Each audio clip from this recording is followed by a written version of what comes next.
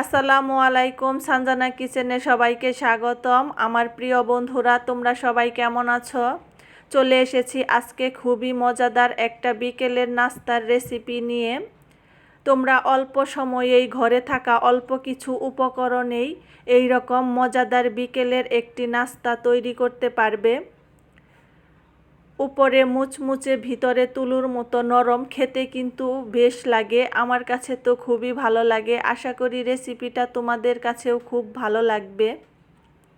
তোমরা কিন্তু এই নাস্তাটা বাচ্চাদের টিফিনেও দিয়ে দিতে পারো, ওরা কিন্তু খুব মজা করে খাবে। তো চলো কথা না বাড়িয়ে রেসিপিটি শেয়ার করে দেই। এই মজাদার নাস্তাটি বানানোর জন্য আমি এইখানে নিয়েছি 2 টুকরো লাউ খোসা ছাড়িয়ে, আর এইখানে নিয়েছি একটা আলু খোসা ছাড়িয়ে নিয়েছি।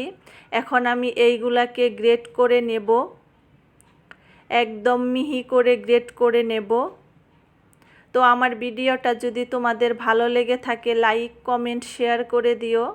আর প্লিজ আমার চ্যানেলে যারা নতুন বন্ধু আছো তারা আমার চ্যানেলটি সাবস্ক্রাইব করে আমার পাশে থেকে যেও।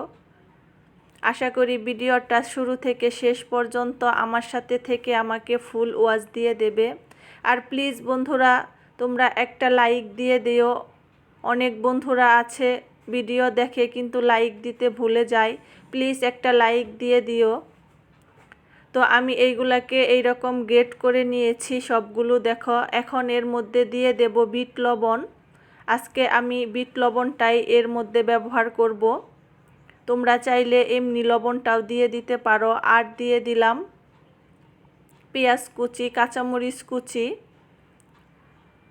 আর দিয়ে দেব হাফ চামচ মরিচের গুঁড়া, হলুদের গুঁড়া। আর দিয়ে দেব হাফ চামচ ধনিয়ার গুঁড়া। বাচ্চাদের জন্য বানালে তোমরা ঝালটা কমও দিয়ে দিতে পারো, যেহেতু বাচ্চারা ঝাল খেতে পারে না। এখন দিয়ে দেব 2 চামচ বেসন। আর দিয়ে দেব 2 টেবিল চামচ ময়দা। দিয়ে দিলাম হাফ চামচ জিরার গুঁড়া। দিয়ে হাত দিয়ে চটকে চটকে ভালো করে মেখে নেব। সব উপকরণগুলো একসাথে এইভাবে মেখে নেব। আর দিয়ে দেব উপর দিয়ে ম্যাগি মশলা।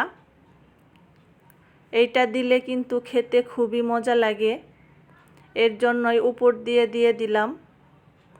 দিয়ে আবারও একটু মেখে নেব হাত দিয়ে এই রকম করে।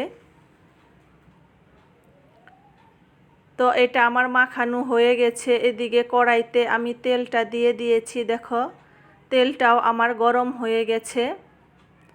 এখন এইগুলাকে এই রকম করে বড়ার শেপটে ভেজে নেব।